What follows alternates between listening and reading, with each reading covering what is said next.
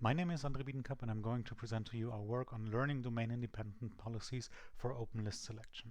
This is joint work with David Speck, Silvan Sievers, Frank Hutter, Marius Lindauer and Jendrik Seib. Whenever a planner is searching for a well-performing plan, in each iteration it's typically faced with the question, what state should I expand next? And to help answer that question, we can make use of various heuristics, and depending on the characteristica, these heuristics all might suggest different states to expand next. So the natural follow-up question is, which heuristic is actually correct? Which of these heuristics should we follow to expand the next state?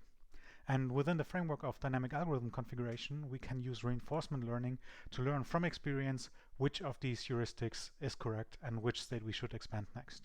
So in this setting, we're interested in satisficing planning with multiple heuristics. So we are searching for a good plan. We have lots of inadmissible heuristics available, which we can't easily combine into a single heuristic value. And thus, whenever we have a new state available, we evaluate it with each heuristic and store this information in individual open lists for all of the heuristics. So following Speck et al., that showed that in theory you can have exponentially fewer state expansions using such dynamic learned policies. We can start out in an initial state given by the planner, for which we then decide what is the best open list to select next, which lets us advance the planner into the next state, and we get a reward signal. And these two things together we can use to refine the open list selection policy and learn well-performing open list selection policies across a variety of problem instances. Now, Speck et al. Only evaluated this in the domain-dependent setting. So they trained their open list selection policy on a set of problem instances from a particular domain and evaluated on a held-out set of instances, but still from the same domain. Now we can ask ourselves, how well do these policies generalize? So here on the y-axis we have the training domain, and on the x-axis we have the domain that we want to generalize to, and we can see that training on the Barman domain and generalizing to the Bloxworld domain, we can result in recover the same performance as if we were training on Bloxworld and evaluating on Bloxworld. However, if we want to generalize to the child snack domain, the policies that are trained on Barman lose performance, and that means we need more node expansions to find a well-performing plan. Similar, if we want to generalize to driver log, we lose some performance, thus requiring more node expansions. However, to floor tile we can generalize fairly well, but not on Visidol. Visidol gives us the largest drop in performance. And if we look at all the other domains, we can quickly see that driver log, if we train on driver log, we learn fairly specialized policies which cannot generalize well to any of the other domains, whereas child snack in general is the domain for which it is hardest to generalize to. So overall, we can see that while we might be able to learn well-performing policies, these will not generalize to unseen domains at test time. So what can we actually do to generalize to new domains?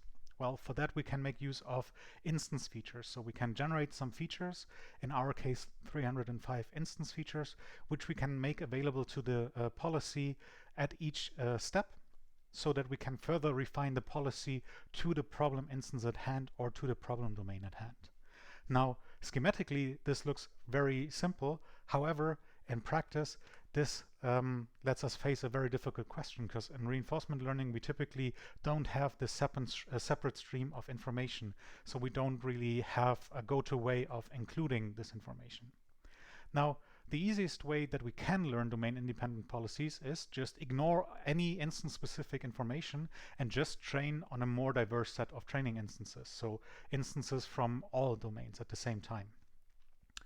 If we want to use instance features, the simplest way is just to concatenate the instance features to the existing state features and have a large input vector to the neural network that gives us the policy in the end. However, we could also have two separate input streams to this neural network to learn separate representations for the instance-specific information and the information characterizing what is happening within the planner. And last but not least, we could completely decouple this learning and first learn some form of classifier that lets us understand which domain we're in, and then later on use that information when learning the policy. So if we look at how this generalizes, we see that for some domains, here we have one held out domain, so we train on all 5 domains, but generalize to the unseen domain, in this case Barman. And we can see that if we leave out the features, we can recover the performance as if we were training on all 6 domains in the same time fairly well. But on child snack, the already most difficult one, we have trouble recovering the same performance. So using instance information is helping us in this case, whereas it might lead to slightly worse performance on the other domains. But the more specialized forms of including instance information resulted in the best performance in the end. Now, there's much more information in the paper that I couldn't cover in this short talk, so I'm looking forward to meeting you at the poster. Thank you very much.